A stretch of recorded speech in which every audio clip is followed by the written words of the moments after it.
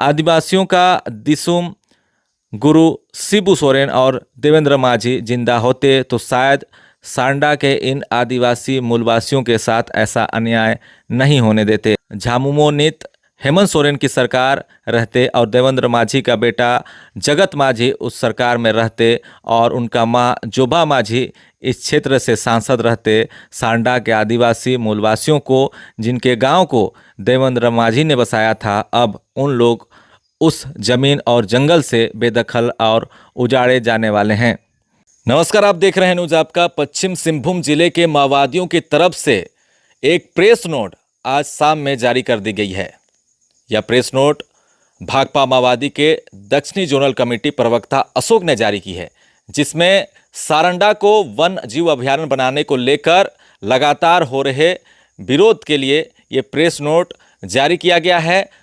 कई सारी चीज़ों का माओवादियों ने इस बार इस प्रेस नोट के माध्यम से जिक्र किया है और बहुत लंबी चौड़ी जो है ये प्रेस नोट है, इसलिए मैं आपको पढ़कर सुनाता हूं कि आखिर माओवादी क्या कुछ कहना चाह रहे हैं और इस प्रेस नोट में क्या कुछ लिखा है। चलिए देखते हैं।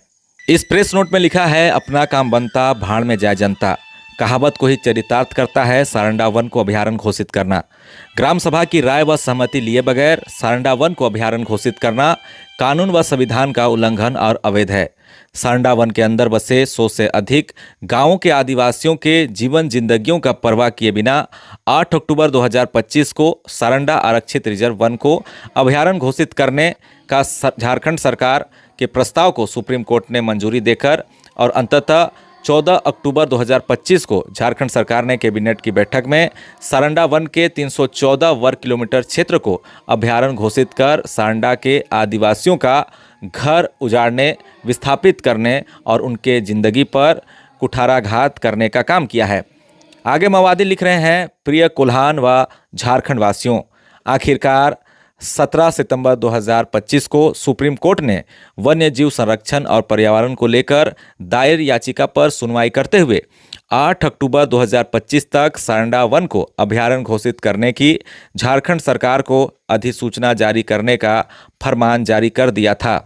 साथ ही यह भी चेतावनी दे डाली थी कि 8 अक्टूबर 2025 तक झारखंड सरकार अधिसूचना जारी नहीं करती है तो राज्य के मुख्य सचिव को जेल भेजा जाएगा। सुप्रीम कोर्ट द्वारा सारंडा को अभयारण्य घोषित करने का झारखंड सरकार को यह आदेश दिए जाने के साथ ही झारखंड सरकार ने कैबिनेट की बैठक बुलाकर 5 मंत्रियों का एक समूह बनाकर सारंडा के आर्थिक सामाजिक सर्वेक्षण के लिए सारंडा क्षेत्र में भेजा। इसी उद्देश्य से 30 सितंबर को छोटा नागरा में सारंडा क्षेत्र के आदिवासियों की जनसभा बुलाई गई। उस जनसभा में 12,000 से भी अधिक संख्या में आदिवासियों ने उपस्थित होकर सभी एक सुर में अभयारण्य का विरोध किया। उन लोगों ने कहा, सरकार और सुप्रीम कोर्ट को जंगल के जीव जंतुओं की चिंता है, मनुष्यों की नहीं। उन्होंने यह भी कहा कि सरकार और सुप्रीम कोर्ट को संविधान के अनुसार सारंडा को अभयारण्य घोषित करने से पहले ग्राम सभा की राय व सहमति लेनी चाहिए थी। ग्राम सभा से राय नहीं ली गई। बहुत सारे लोगों ने यह भी कहा कि अगर सरकार सारंडा को अभयारण्य बनाएगी तो हम लोग गोवा में जैसे लड़ाई लड़े थे वैसा ही लड़ाई लड़ेंगे और सारंडा को बचाएंगे। जनता की राय को सुनकर मंत्री समूहों की ओर से आदिवासियों को आश्वासन दिया गया कि आप लोगों की भावनाओं को सरकार सुप्रीम कोर्ट तक पहुंचाएगी। लेकिन 8 अक्टूबर को सुप्रीम कोर्ट में सुनवाई के दौरान झारखंड सरकार की ओर से सारंडा के जनता की राय व भावनाओं को क्या रखी जाएगी, उल्टे सारंडा के खनन क्षेत्रों को छोड़कर सारंडा के बाकी क्षेत्रों को अभयारण्य घोषित करने का प्रस्ताव रखी गई है और सुप्रीम कोर्ट भी उस पर मुहर लगा दी।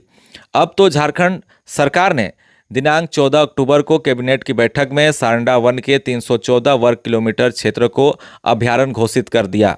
सरकार और सुप्रीम कोर्ट की इस कार्रवाई ने यह सिद्ध कर दी है कि सरकार और सुप्रीम कोर्ट को 100 से अधिक वर्षों से सारंडा में बसे 100 से अधिक गांवों के आदिवासियों की जिंदगी से ज़्यादा वन्य जीव और पर्यावरण को लेकर चिंता है।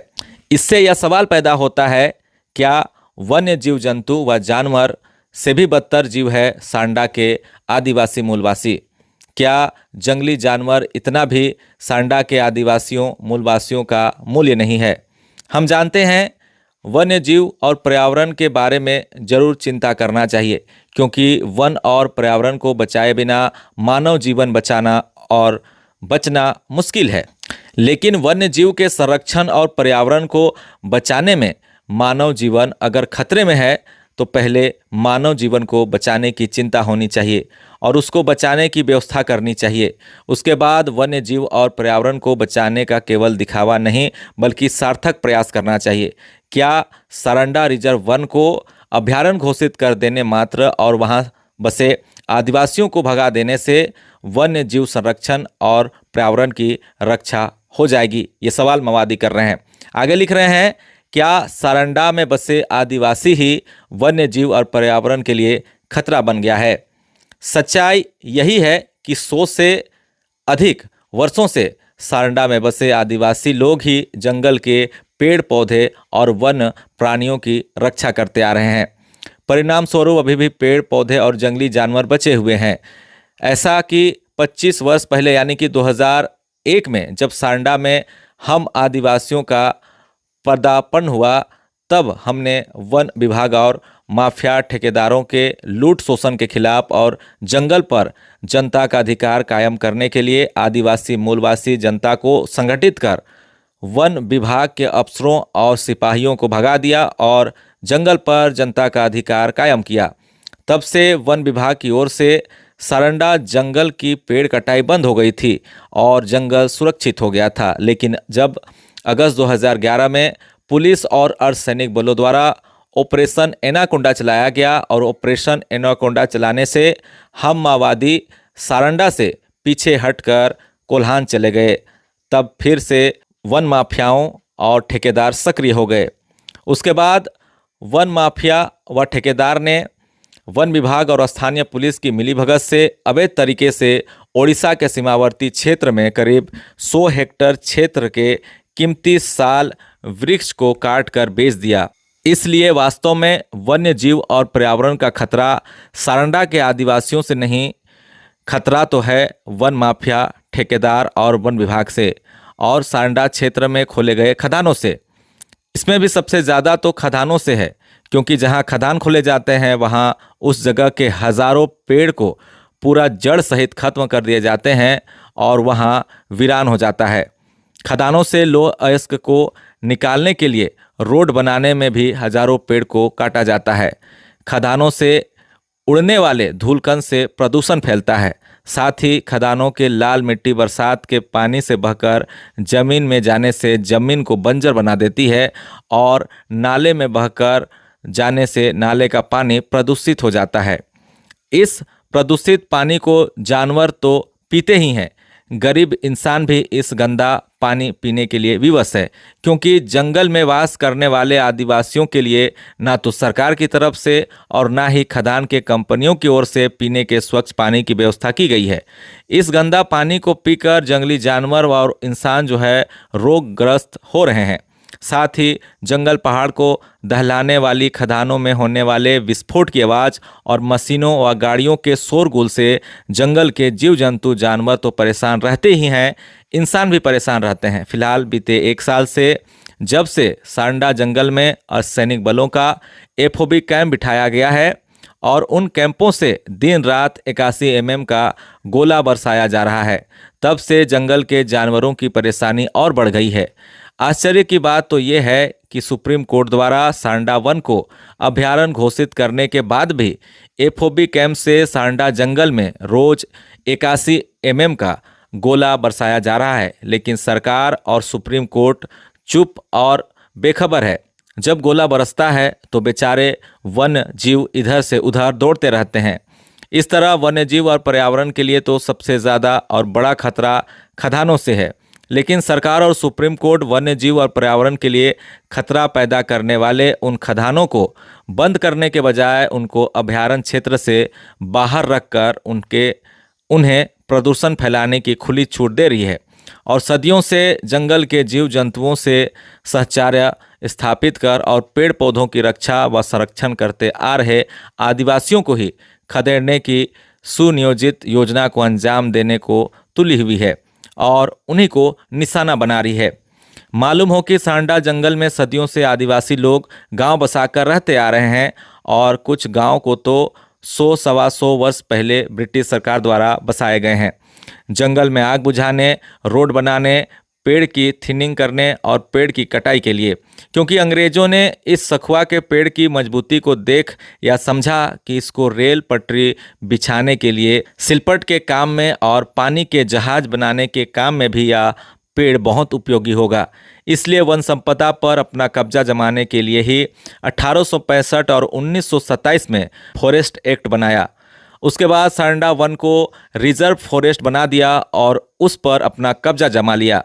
अलावे पिछले 40-45 वर्ष पहले झारखंड आंदोलन के दौरान कुछ आदिवासी लोग गांव व घर बसाए अपनी ज़मीन और आजीविका के लिए। इसके लिए वे जिम्मेदार नहीं हैं, सरकार और बड़े बड़े कंपनियां जिम्मेदार हैं, क्योंकि आदिवासी मूलवासियों के ज़मीनों पर HEC, Bokaro steel factory, Tata steel जैसे बड़े बड़े कल कारखाने, खदानें खोलने, बड़े बड़े डैम बनाने के कारण वहां से लाखों की संख्या में आदिवासी मूलवासियों का विस्थापन हुआ, जिनको ना तो मुआवजा मिला और ना ही उनका पुनर्वास की व्यवस्था की गई।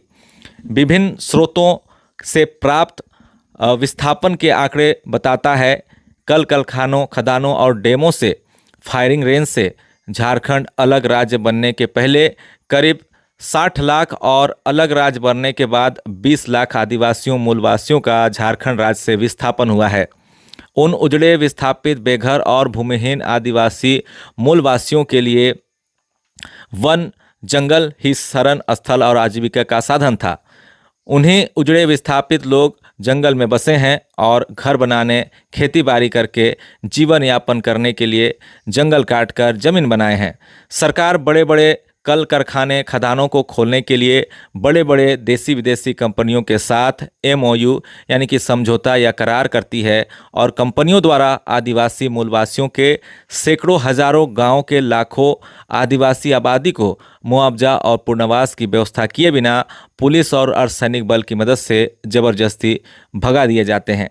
ऐसे ही उजड़े और विस्थापित निसहाय आदिवासी मूलवासी लोग सारंडा वन जंगल में शरण लेकर किसी तरह जिंदगी गुजार रहे थे।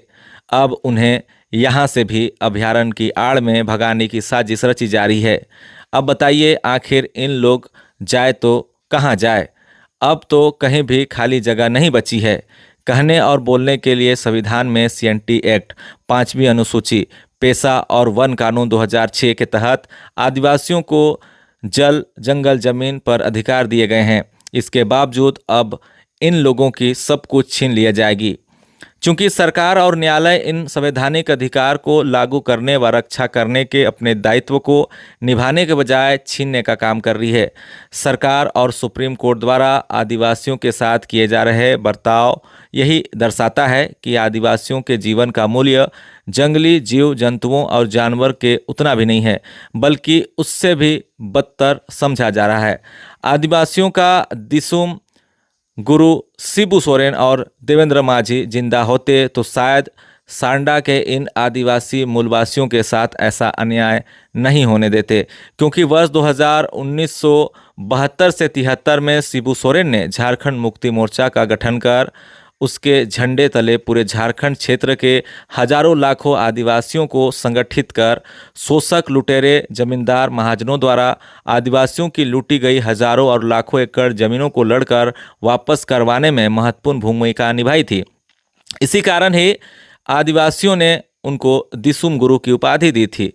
उसी तरह पश्चिम सिंहभूम में देवेंद्र माझी ने गरीब भूमिहीन आदिवासियों को झामुमो के झंडे तले संगठित कर जंगल पर जनता का अधिकार कायम करते हुए आजीविका के लिए, जमीन बनाने के लिए बहुत बड़ा जन आंदोलन चलाकर जंगल को काटकर खेती लायक जमीन बनाने और गांव बसाने में महत्वपूर्ण भूमिका निभाई थी और नया वनग्राम बसाने में उनका महत्वपूर्ण योगदान था। बहुत दुख की बात है कि आज झामुमो नीत हेमंत सोरेन की सरकार रहते और देवेंद्र माझी का बेटा जगत माझी उस सरकार में रहते और उनका मां जोबा माझी इस क्षेत्र से सांसद रहते, सांडा के आदिवासी मूलवासियों को, जिनके गांव को देवेंद्र माझी ने बसाया था, अब उन लोग उस जमीन और जंगल से बेदखल और उजाड़े जाने वाले हैं।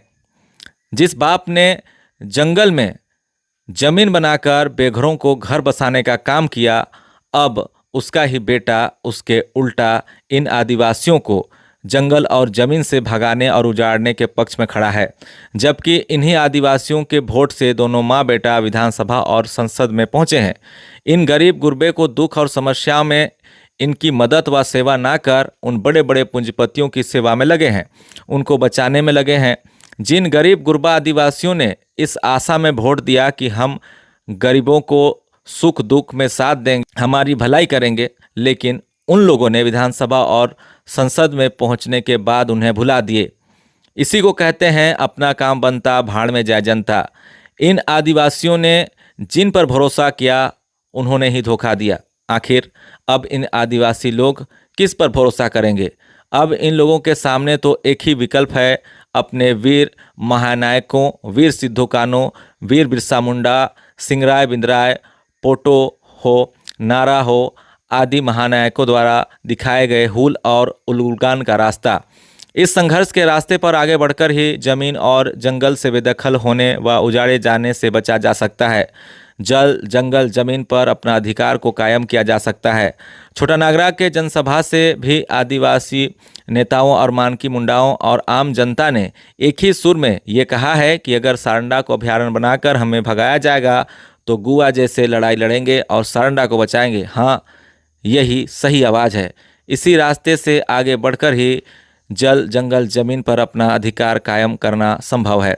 दक्षिण जोनल कमेटी भाकपा माओवादी सारंडा कोल्हान सहित झारखंड के तमाम आदिवासी मूलवासियों से आह्वान करती है कि सारंडा वन को अभयारण्य घोषित कर सारंडा में सदियों से और कुछ लोग 100 से अधिक वर्षों से और कुछ लोग 40-45 वर्षों से वास करते आ रहे हैं।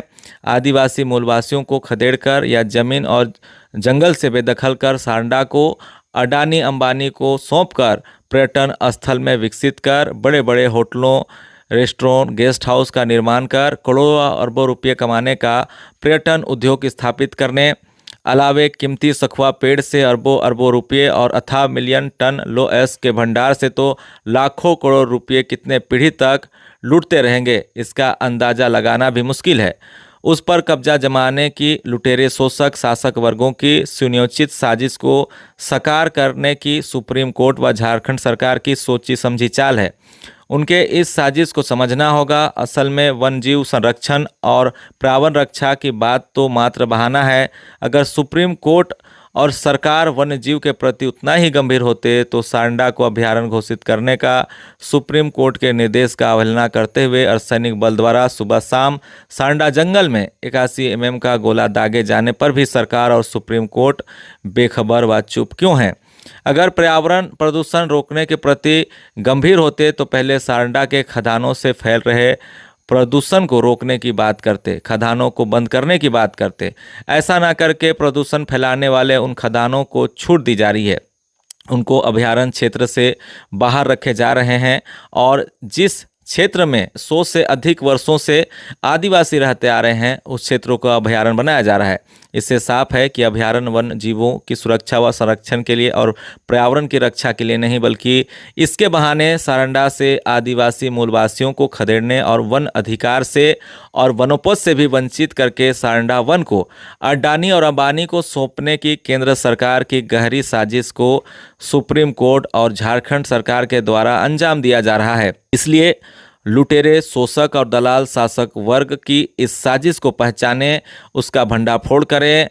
यह नई बात नहीं है। सदियों से भोले भाले आदिवासियों को शोषक लुटेरे वर्गों द्वारा छल कपट के जरिए और जोर जबरदस्ती पुलिस और फौजी ताकत के बल पर भी जमीन और जंगल से बेदखल करते आ रहे हैं। लेकिन आदिवासी भी लुटेरे शोषक शासक वर्गों के इस लूट शोषण व जुल्म को चुपचाप बर्दाश्त नहीं किया है, बल्कि शोषण और जुल्म के खिलाफ और अपना हक अधिकार के लिए उनके गौरवपूर्ण संघर्ष व विद्रोह किया है। आज भी उन गौरवपूर्ण संघर्ष का इतिहास स्वर्ण अक्षरों में अंकित है। ब्रिटिश साम्राज्यवाद के खिलाफ सहस्त्र विद्रोह व जन क्रांति का इतिहास है। आप अपने वीर पूर्वजों के अन्याय व जुल्म के खिलाफ तथा अपना इज्जत, आज़ादी और अधिकार के लिए उस गौरवपूर्ण विद्रोह व क्रांति को भूले नहीं। अन्याय व जुल्म के खिलाफ तथा अपनी इज्जत, आज़ादी व अधिकार के लिए हमेशा संघर्ष करते आए हैं और संघर्ष के जरिए ही अपना अधिकार हासिल किया है, इसलिए आज भी लड़कर ही अधिकार को हासिल कर सकते हैं। सांडा से खदेड़े जाने के खिलाफ तथा सांडा जंगल पर अपना अधिकार भी लड़कर ही कायम कर सकते हैं, इसलिए सांडा कोल्हान सहित पूरे झारखंड के आदिवासी मूलवासी जनता एकजुट हों। सांडा अभयारण्य को रद्द करने 100 वर्षों से अधिक समय से और पिछले 40-45 वर्षों से सांडा जंगल में वास करते आ रहे आदिवासियों मूलवासियों के गांवों को राजस्व ग्राम का दर्जा देने के लिए तथा वन पट्टा देने के लिए सशक्त जन आंदोलन का निर्माण व तेज करें। साथ ही जल जंगल जमीन पर अपना अधिकार कायम करना है तो भाकपा माओवादी के नेतृत्व में जारी दीर्घकालीन लोक युद्ध के पथ पर आगे बढ़ना होगा। गांव-गांव, इलाके में क्रांतिकारी किसान कमेटी और आत्मरक्षा दल व जन मिलिशिया दल का निर्माण कर गांव-गांव, इलाके में क्रांतिकारी जन कमेटी व जनताना सरकार का निर्माण कर जल जंगल जमीन पर अपना अधिकार कायम करते हुए सचमुच में वन्य जीव और अभयारण्य की रक्षा व संरक्षण भी किया जा सकता है। तो इस प्रेस नोट का हम जो है अगले वीडियो में विस्तृत रूप से बताएंगे विश्लेषण, क्या कुछ माओवादी कहना चाह रहे हैं। हालांकि मैंने ये प्रेस नोट आपको पढ़कर सुना दिया। अभी के लिए बस इतना ही। देखते रहे न्यूज़ आपका। धन्यवाद।